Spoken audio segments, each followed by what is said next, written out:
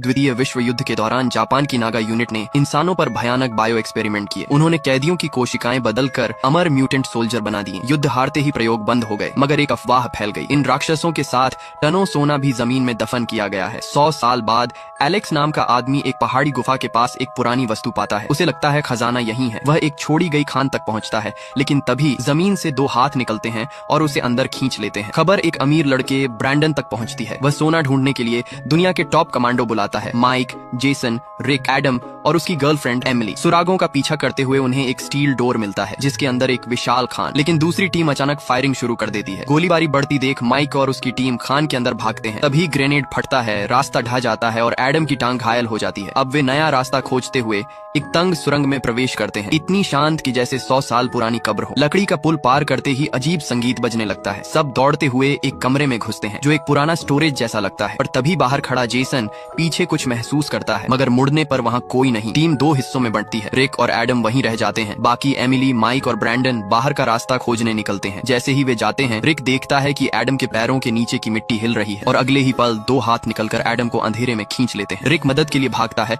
लेकिन सिर्फ एक अजीब छाया दिखती है। रिक और जेसन नीचे कूदकर साथी को ढूंढते हैं, लेकिन उन्हें सिर्फ एडम की लाश मिलती है। तभी एक म्यूटेंट उन पर हमला करता है और दोनों बेहोश हो जाते हैं। दूसरी तरफ ब्रैंडन एक नई गुफा में पहुंचता है जहां चारों तरफ सफेद हड्डियां थीं। तभी एक राक्षस पीछे से आता है, लेकिन ब्रैंडन उसे गोली मार देता है। चेहरा देखकर वह दहल जाता है। वह पूरी तरह इंसान भी था और नहीं भी। फिर दूसरा म्यूटेंट आकर उसकी आंखें नोच देता है। ब्रैंडन गिर जाता है और आखिरी गोली चलाकर हार मान लेता है। उधर जेसन और रिक होश में आते हैं। उन पर एक जापानी सैनिक हमला करता है, मगर वे उसे काबू करके उसका मास्क उतारते हैं। वह बताता है ये सारे म्यूटेंट नागा यूनिट के एक्सपेरिमेंट का नतीजा है। उन्हें इंजेक्शन दिया गया था, इसीलिए वे मरते नहीं। वह खुद भी उसी दवा से आज तक जिंदा है। दूसरी टीम पर हमला बढ़ता है। माइक घायल हो जाता है। वे एक कमरे में पहुंचते हैं जहां नागा यूनिट की पुरानी लैब थी। दीवार पर 100 साल पुरानी सूखी लाश, मेज पर आधा भरा इंजेक्शन। माइक समझ जाता है कि यही वो दवा है जिससे राक्षस बनाए गए थे। वह एमिली से कहता है इसे छुपा लो। वे एक और स्टील डोर से अंदर जाते हैं जहां जापानी बायो सोल्जर सामुराई कवच में उनकी तरफ बढ़ते हैं। गोलियां बेअसर थीं। रिक दरवाजा रोकते रोकते मारा जाता है। बाकी सुरंग में कूदकर आगे भागते हैं। आगे और म्यूटेंट मिलते हैं। चोटिल माइक को एमिली और ब्रैंडन संभालते हुए बाहर निकालते हैं